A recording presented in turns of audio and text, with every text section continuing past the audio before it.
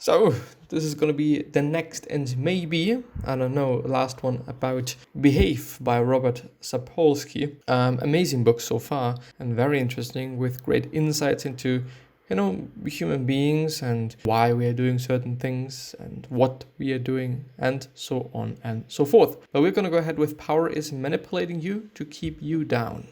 Those on top seek justification for the inequality. Fiske found out that when those in power can frame the underclass as high in warmth but low in competence, it can help them stabilize the status quo. Fiske and Cuddy, 2002. The powerful feel good about their presumed benevolence, while the subordinates, I think it's feel good. The powerful feel good about their presumed benevolence, while the subordinates are placated by the condescending sobs of respect. Enter the poor but happy cultural trope, and the rich and unhappy, stressed out or overburdened. There are cultural myths that support the status quo. Finally, I love this quote by Sapolsky, edited with brevity. Imagine texts bouncing along and across the trenches saying, "This is bullshit. None of us here wants to fight anymore." They could have ended it, tossed down their guns, ignored or ridiculed or killed any objecting officer spouting obscenities about God and country. Could have gone home to kiss their loved ones and then faced the real enemy, the bloated aristocracy who would sacrifice them for their own power. Interesting. I'm not a leftist, but I love the attitude. I think it's important to learn more about manipulation. So check out Politicians' Manipulations, Corporate Manipulation, and Manipulation Strategies, which I guess are, articles written by the author of this summary, but might also be books, I don't know. More wisdom. The bonobos are not friendly and peace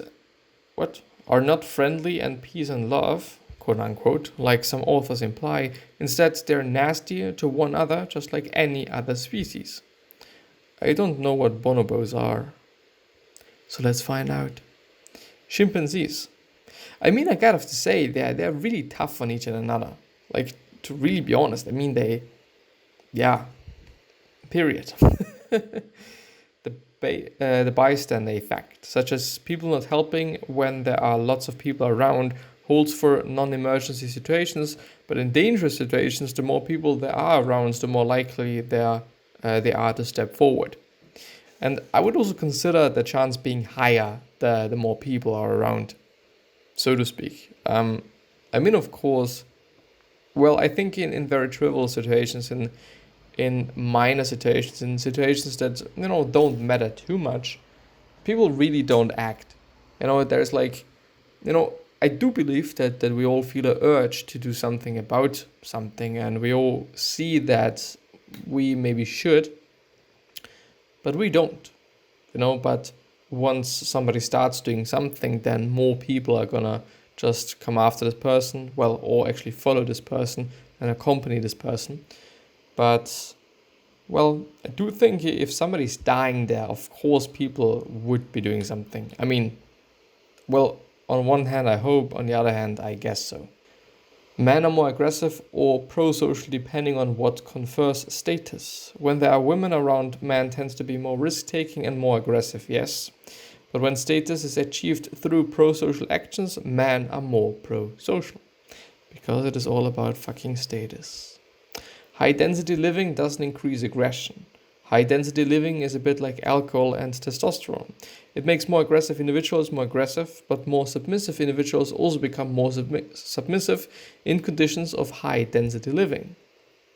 Humans are not polygamous, neither monogamous. We are in between, a confused species which can go either way. Yeah, I do think we might be too individualistic. We might be too much of an individual, every one of us, to kind of say, okay, we are monogamous, we are polygamous. Yeah, I don't know. I mean, there is this type of people and there is that type of people. But, I just thought, in really ancient times, was there a benefit to being monogamous and also polygamous? I mean, I think both sides and both, both options do have some benefits and of course also drawbacks, definitely as well. But I guess, do have studies shown that? I don't know, but I guess that we have been polygamous. Well, anyway. Alpha chimps are not highest in testosterone. The highest in testosterone were the younger males who started lots of fights they couldn't finish. The only period when T predicted rank was during group formation when fights were more common. Otherwise, the link between power and T is not high.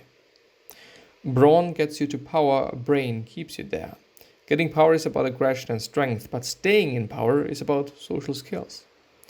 Mirror neurons are overblown. The author takes aim at Ramachandran, author of Phantoms in the Brain and a notorious mirror neurons enthusiast.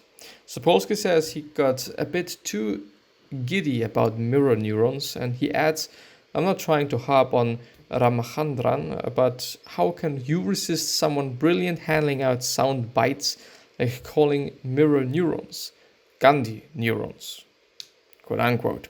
Also see self-help myths. Yeah, the better angles of our nature. Is it angels or angels? I never ever know. Is wrong. Sapolsky joins statisticians and philosopher Nicholas Nassim Taleb, who is an amazing author with amazing books. Like, it is insane, the work that he's putting out. In criticizing Steven Pinker's work and naive optimism. Religiosity doesn't predict support for terrorism, it's the attitudes of those around. It's not how much one prays that predicts intergroup hostility, it's being surrounded by co-religionists who affirm parochial identity, commitment and shared loss and hatreds. Religious people act nicer, ? Some studies report more charitable acts towards in-group, but others show no correlation.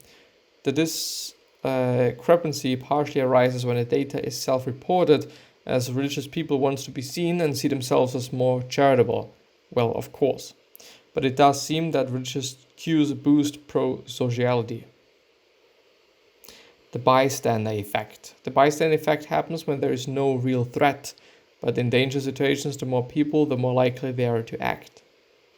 He's repeating himself actually. But anyway, action requires detachment. Too much empathy can overwhelm people and cause them to not do nothing or to withdraw. Action requires empathy, but also the ability to detach oneself and think clearly. Adolescents sometimes can be too empathetic. Well, I just thought about, working for the Red Cross and having to deal with ill people and having to deal with people that are really in not good shape, as for example in today's night. I had the night shift today. So I thought, it's difficult. Of course, I do have to show empathy. Of course, I have to be empathetic with the person, and I have to, make sure that the person is feeling good and everything's fine and everything is okay and whatnot. But on the other hand, of course, when I'm too empathetic, I do think that I don't necessarily think that I wouldn't do something, but when you think about wounds and maybe cleaning them or just, shutting them down or whatever, if you're really empathetic and if you know the pain, then maybe you're not going to do anything about that, And sometimes one has to be tough, and sometimes one has to be the one that is leading the quote-unquote operation. When it is about, okay, you're having this patient and you're having yourself, and you have to do something, then you have to tell the patient what to do. Which, may or may not be too empathetic. People are poor fighters. People are generally poor fighters. Fists break during fights, and most people just scuffle with little damage to each other. Most people are also afraid of fights. Yeah, indeed. Footage of football hooliganism shows most are on the sidelines. Yeah. we mature late because of our complex societies. Human children mature very slowly, and this is in part because it takes time to evolve, adapt, and learn to the point that we can be effective in our complex societies, which I do definitely think is the case, and I do definitely also think that in other societies, which, in other societies, people were way, way, way faster to mature, which also led them to, have children earlier, to be married earlier, which are, I think definitely these 2 points are some that are criticized the heaviest. When thinking back, a few years ago, or just thinking about other societies and being like, oh, okay, they are married at 16, they probably don't like that and whatnot, but, well, it is their society, this is their culture, this is how they do things. So this just might also be having something to do with maturing faster, just because of the difference in societies and the, maybe just a society that is more simple, not as complex as our society, quote unquote, our is, because what is our society. Epigenetics is both genes and environments. Most complex personal traits are not caused by genes, but influenced by genes, which in return are influenced by our environments in how and when they express themselves. I do actually have a pretty hard time talking today, and I don't know why. Should I finish it now? Well, I do have to do that, I guess. Cons. I loved behave, yet there are important notes.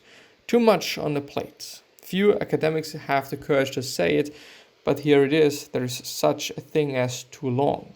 The ability to sum up evidence, to provide an overview and make a point is an important skill. I understand authors want to write defining operas of their life's work or show how deeply they researched. But that doesn't serve the readers well. Behave ends up being too long, especially the chapters describing how the brain works. Lots of personal opinions and a bit politically motivated. Sometimes the author seems to look into science to reach leftist political conclusions. For example, he says that nothing says that a man can't provide the same attachment as a mother, and that seemed a bit of a stretch. I think that I've actually went through bits of this already. Or that other countries could be baffled by Americans voting for the most likable person. When Bush, a conservative, won out against Kerry, the liberal, but he should know people are pretty much the same all over. The book is also full of barbs towards the rich and politically conservatives. The rich, for example, seem to invent the cultural trope of poor but happy, but who says that it's not the poor who come up with it to feel better about themselves, which is a very, very, very good point. Bashing of agriculture, the clear signs of ideological bias. Here we are again. There is a popular view among left-wing authors, for example, Jad Damon's Guns, Germs and Steel, The Third Chimpanzee, and Yuval Noah Sapiens. Allow me some sarcasm now. You gotta love the agricultural myth of the left wing. You ascribe to it and you get in exchange a set of magical rose-tinted glasses. You put them on and they take you to a wonderful and pristine past of equality, freedom and bliss. Let's imagine for a second that agriculture was really bad somehow. It still remains to be explained how come millions of people were stupid enough to keep planting and harvesting, never looking back to their past of hunting and gathering. Or how come agriculture conquered the world together with the populations that used it. But hey, maybe modern authors know better what was good for them. And Behave reminds us what are the agricultural ills that those dumb ancestors of us didn't realize when they switched to it. Agriculture made us all sedentary, overly dependent on a few crops and animals, only vulnerable to droughts, and even it leads us to do something that no other primates do, live near our feces. But finally, eventually, which, well, is actually a good point, but anyway, finally, eventually we get to the crux. Agriculture instituted inequality. That is what Sapolsky says, and there we are, finally. Agriculture sucks because it brought inequality. Now at least we know where the author's heart lies. Such a pity that such an enlightened author and such a wonderful book had to fall for the politicization of history. Well, yeah, but I mean, it is what it is. We are still all people.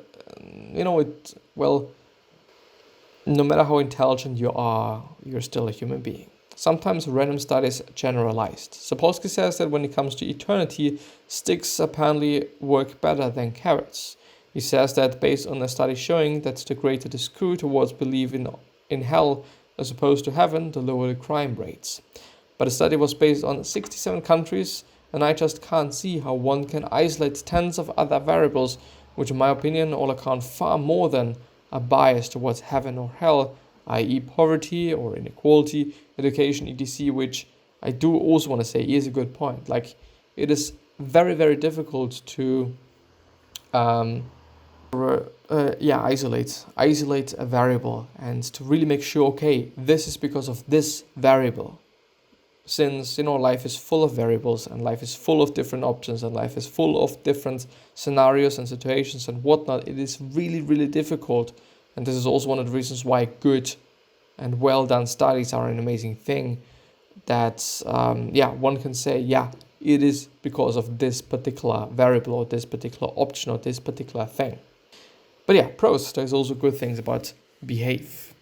I listed lots of cons, but behave is a masterpiece. I especially love Sapolsky's science approach, his willingness to go beyond the immediate correlations to look for discordant information and to truly dig for the deeper causes. Sapolsky's last message is what a true scientist and searcher of truth should always remember. It's complicated and it depends. And that is why, my friends, you always need to be watchful of those who pro-selectivize on a few simple over-generalized concepts. Yes, they might seem charismatic, but they probably don't have either truth or your best interest in mind. So Behave is a fantastic work. It provided much information for my own work, including a couple future articles and my own course, Power University. Its only limitation, in my opinion, is its own strength. By providing such a vast interdisciplinary overview, the reader might end up overwhelmed and walk away with little practical information. What's lacking is a coherent thread that pulls everything together. Sapolsky speaks of the need of a general interdisciplinary approach, but Behave still feels like a hot pot mixture, albeit a tasty one. I leave with one great quote from Sapolsky. Anyone who says that our worst behaviors are inevitable knows too little about primates, including us. And with that being said, this is going to be the last one about this amazing book. Maybe I'm going to find a similar book, since it's a topic that I'm very interested in, and I think people in general are very interested in. But anyway, I'm going to see you the next time. See you soon. Bye bye.